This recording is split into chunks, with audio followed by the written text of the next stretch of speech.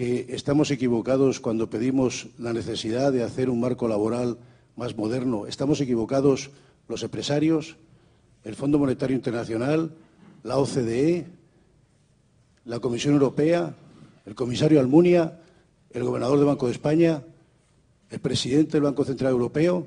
¿Estamos todos equivocados?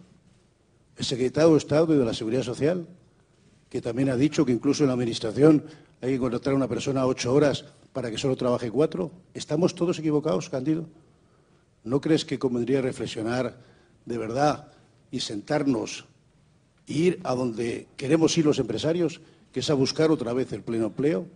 ¿Estaba acertado el señor gobernador del Banco de España cuando, ya entrando en la crisis, manifestaba que afortunadamente sería más fuerte la posición del sistema financiero y de las economías ante esta crisis, porque en los últimos 30 años habíamos pasado de una situación en la cual, de hace 30 años, de cada 5 países, 4 tenían normas de regulación, a una situación en la que prácticamente ninguno tenía regulación?